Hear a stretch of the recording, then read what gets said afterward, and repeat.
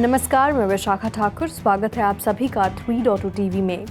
Virtual digital assets या VDA में लगातार उछाल जारी है। अमेरिका में बिटकॉइन स्पॉट ईटीएफ अप्रूवल की संभावना पर इन्वेस्टर ऑप्टिमिज्म है, जिसका असर कीमतों में नई ऊंचाई पर देखा जा रहा है। फेडरल रिजर्व द्वारा जल्द ही इंटरेस्ट रेट कम करके लिक्विडिटी सख्त करने के उपायों से भी समर्थन प्राप्त हुआ है।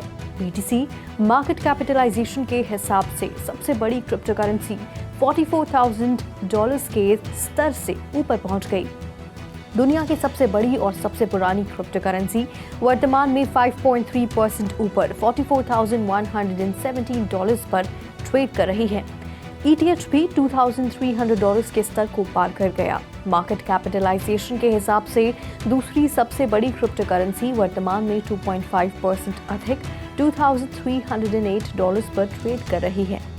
BTC की कीमत में तेजी से बढ़ोतरी ने $73 मिलियन के लिक्विडेशन को प्रेरित किया है, ज्यादातर कम कीमतों पर बेटिंग लेवरेज पोजीशन से। एनालिस्ट ने कहा कि क्रिप्टो स्पेस कम interest rate, spot bitcoin ETF approval की चर्चाओं से गुलजार है, जिससे घबराहट में खरीदारी हुई। ब्रॉडर मार्केट्स भी एडवांस्ड हुए। BNB सोलाना ADA सहित अन्य पॉजिटिव टेरिटरी में ट्रेड कर रही हैं। ब्रॉडर ऑप्टिमिज्म ने पिछले 24 घंटों में ग्लोबल क्रिप्टो मार्केट कैप को 3.6% बढ़ाकर $1.6 ट्रिलियन तक बढ़ाने में मदद की। इसके अलावा टोटल क्रिप्टो मार्केट का वॉल्यूम 15.7% घटकर $81.1 बिलियन हो गया।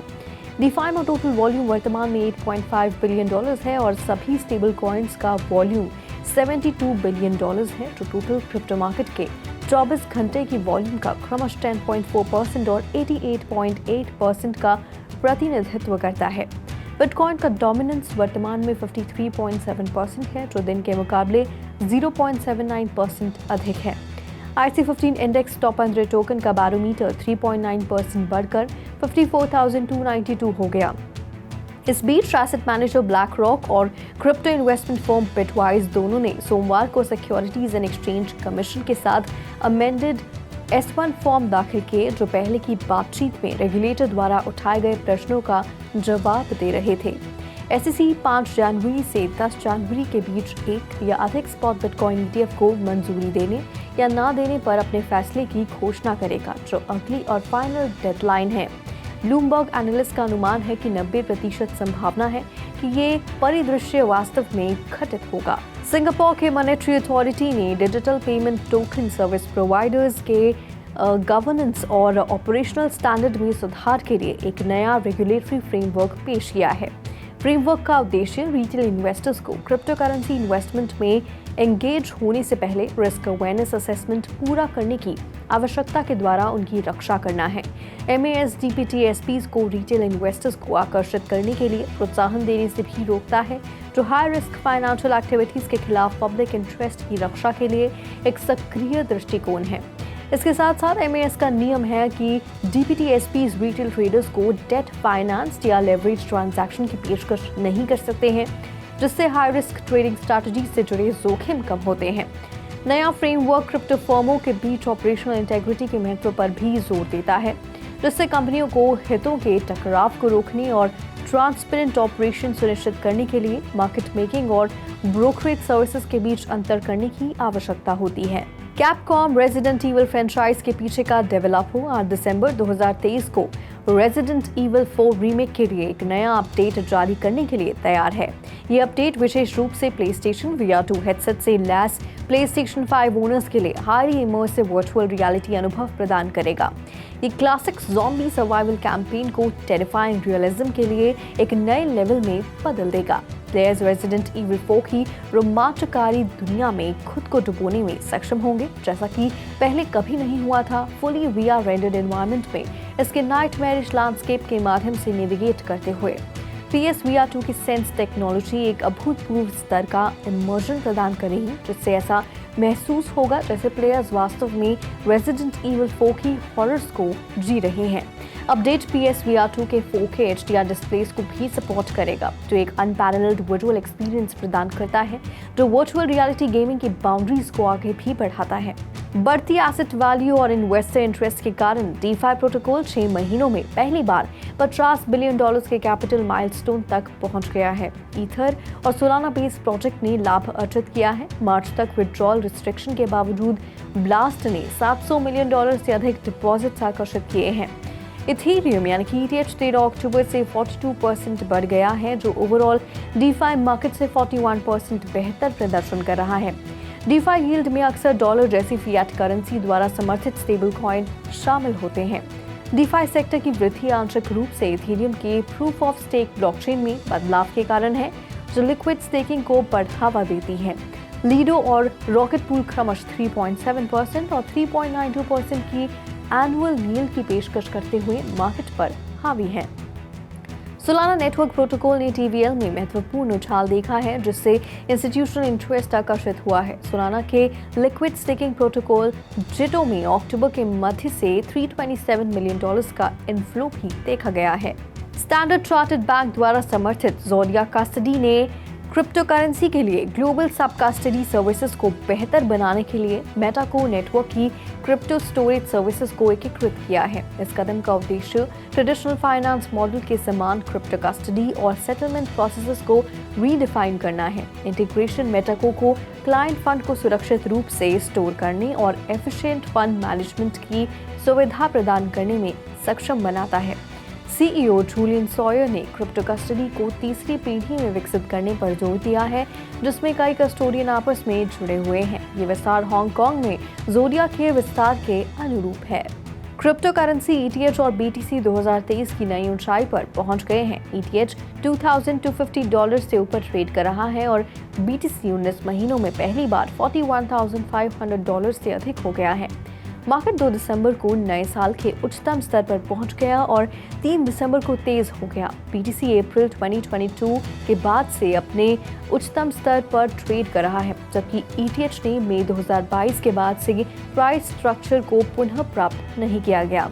एडिशनल 63% उछाल BTC को नए ऑल टाइम प्राइस हाइज पर बढ़ा देगा, जबकि ईथर को अपनी पिछली रिकॉर्ड ऊंचाई को तोड़ने के लिए 115% की तेजी की जरूरत है। अक्टूबर के बाद से 18.5% की बढ़त के साथ गोल्ड में भी प्रभावशाली बढ़त देखी गई है।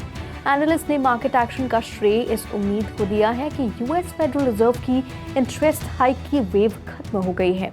ये सुझाव देते हुए कि सेंट्रल बैंक 2024 की शुरुआत में दरों को कम करना शुरू कर सकता है। बिटकॉइन ETF इशूअर्स और US SEC के बीच मीटिंग्स के बाद डिजिटल एसेट्स में तेजी जारी है। बिटकॉइन फ्यूचर्स ट्रेडिंग में महत्वपूर्ण रुझान का अनुभव हो रहा है।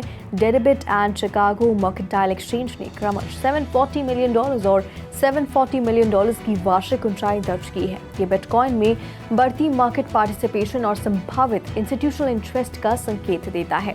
की रॉक में PAC के बिजनेस डेवलपमेंट के प्रमुख जस्टिन डियानिथन ने CME बिटकॉइन फ्यूचर कॉन्ट्रैक्ट पर प्रीमियम देखा है, जो बढ़ती इंस्टीट्यूशनल पार्टिसिपेशन का संकेत देता है। ब्लॉक का डेटा डैशबोर्ड एसेट मैनेजर्स द्वारा CME bitcoin long open interest के लिए एक ऑल टाइम हाई दिखाता है, जिससे इन इंस्टीट्यूशनल प्लेयर्स द्वारा रखे गए बिटकॉइन लॉन्ग ओपन इंटरेस्ट में लगभग $2.2 बिलियन का पता चलता है। करंट मार्केट डायनामिक्स जनवरी के मध्य से अंत तक स्पॉट बिटकॉइन ETF पर निर्णय की प्रत्याशा से प्रभावित होने की संभावना है, जिससे कि इन्वेस्टर्स पर बिटकॉइन मार्केट में पोटेंशियल कैपिटल इनफ्लक्स को आगे बढ़ाने का दबाव बनेगा।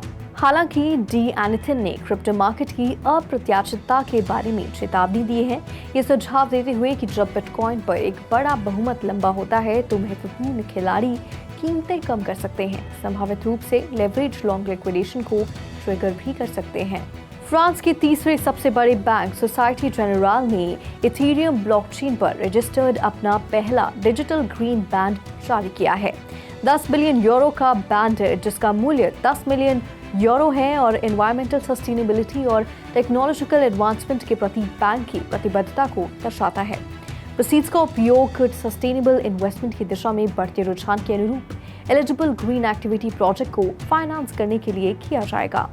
बॉन्ड का डिजिटल इंफ्रास्ट्रक्चर अपने कार्बन फुटप्रिंट पर डेटा तक 2400 घंटे पहुंच की अनुमति देता है, जो सोसाइटी जेनरल के दूरदर्शी दृष्टिकोण को प्रदर्शित करता है और इशूअर्स और इन्वेस्टर्स के लिए ट्रांसपेरेंसी भी प्रदान करता है।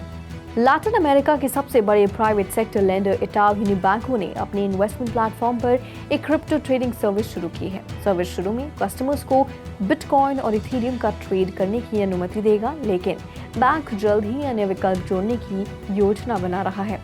इटाओ यूनिबैंको ब्राजील में एमबी, बाइनेंस और बीटीजी पैक्चुअल की डिजिटल एसेट सब्सिडरी मिंट सहित अन्य क्रिप्टो नेटिव कंपनीज के साथ प्रतिस्पर्धा करती है। बैंक का मूल्य लगभग $439.5 बिलियन है और इसने 2023 अप्रैल से जून की अवधि में $151 मिलियन का रिकरिंग नेट प्रॉफिट कमाया। कैथी वुड के नेतृत्व में आर्क इन्वेस्ट ने $4.7 मिलियन में 37,377 कॉइनबेस शेयर बेचे, जो $15 मिलियन की सेल का हिस्सा था। ये सेल 27 और 29 नवंबर को आर्क की हाल की सेल का हिस्सा था। इसकी नेक्स्ट जनरेशन इंटरनेट ETF से कॉइनबेस स्टॉक सेल्स लगभग $15 मिलियन था। नास्डैक पर कॉइनबेस के शेयर अप्रैल 2022 के बाद से अपने उच्चतम स्तर पर पहुंच गए। सोमवार को $119.77 पर पहुंच गए। गुरुवार को मामूली गिरावट के बावजूद शेयर 19 महीने के उच्चतम स्तर पर बने हुए हैं। आर्क इन्वेस्ट की स्ट्रैटेजी में क्रिप्टो रिलेटेड शेयर्स को कम कीमतों पर खरीदना और उन्हें उच्च कीमतों पर बेचना शामिल है। आज के लिए बुलेटिन में फिलहाल इतना ही। ऐसे ही Web3 मार्केट से जुड़ी और अपडेट्स के लिए लॉग ऑन करें हमारी वेबसाइट www.3versetv.io पर या फिर स्कैन करें QR कोड।